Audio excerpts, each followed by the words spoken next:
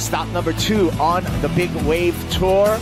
Surfers scrambling for position here. This is Heat 4, Round 1. Top 3 from this heat are going to advance into semifinal number 2, and it looks like it's going to be Ian Walsh starting this off. Walsh gliding down this face and makes it look easy, gets the butterflies out, and gets a number on the board. Nice work there from Ian Walsh. You know, he's the defending champion here. One of the best at Pe'ahi, whether it be off the tow rope or paddling. So that means you're behind where you should be, and sometimes you're behind the wave, right? Ian could do those calculations, understand where you needed to be. So that tells me his awareness in the water really is elite level. And it's like, you know, as a driver as a whole, you know, some guys are good drivers, some guys are bad, right? So he's just one that in his DNA has an understanding of it all, and that translates into his performances across the board. I mean, if you look at the whole Walsh family, they are all very talented and understand the ocean in a huge way. And unable to get into the wave, behind more opportunity.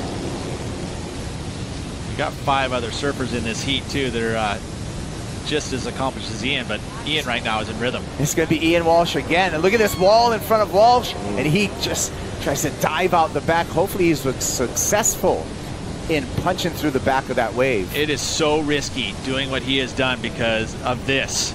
Another wave behind it. Ian is going to be paying the price.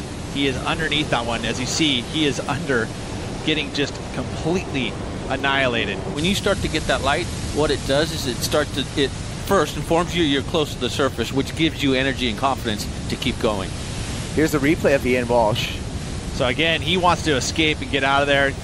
Did a good job, but there was another wave behind it, and that's that risk of getting out early, especially right there in that west bowl. You know, it goes back to what I was talking about earlier and how his judgment and awareness of the situation is elite.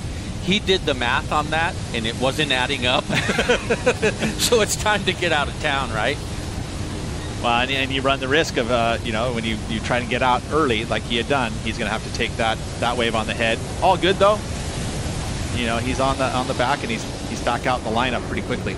Tyler's a local Mauian. His father used to surf Pe'ahi with me, so it's in his genes. He's born and bred. He's grown up in the shadow of Pe'ahi, probably sitting right where we are watching his father ride these waves back in the day. And so his level of expectation.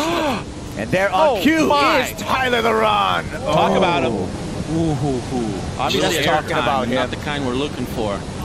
But so he's grown up in the shadow of Pe'ahi his whole life. And it is key because these guys are all talented. And what separates them is mentality a lot of times. And your approach and your perspective. And Kai is a master at that. Francisco Porcella on the backhand. Glides down that wave, made it look pretty easy for that drop, and kicks out in the channel. So Francisco, of course, he's flying the Italian flag. As you know, he's fluent in Italian, has come from Italy. Matter of fact, he was on the Italian Dancing with the Stars. He's one of the best backsiders out here. And the reason being is he put a lot of time in. He does reside here in Maui, so he spends a lot of time in these waters, so he's comfortable. And he is definitely one of those better backsiders because he's got such impeccable technique. Yeah, it's funny. His father was a windsurf promotion guy, and he'd put on these windsurfing events. And so I've known of his father and the whole family literally for decades. And him and his brother coming up would come down to the big windsurf meet. One of the locals guys there that surfs there, you know, frequently and is one of the best. But he was able to make the finals of the Nazare event. Here's Jamie Mitchell. And Jamie with a wall in front of him. And Mitchell looking like he's pumping a 6.6 out there. Kicks out into the channel, so he's going to get a nice score at the 18-minute mark. As we watch the replay here. Boy, Jamie did such a good job at staying under the edge of the ledge to get himself down in that wave and not let the wave, or not let the wind have too much effect. Hoots from the crowd, and Tyler Leron finds his way, works his way into a big barrel after streaking down a long wall here at Jaws. Well, between the drop that he just had, pulling into the barrel, he obviously rode in there for a little bit, wasn't able to get out. Let's take another look at it. Tyler Leron. Well, especially since he gathers himself and then puts himself right in the peak, you know, negotiating some of those bumps and then straight into the barrel.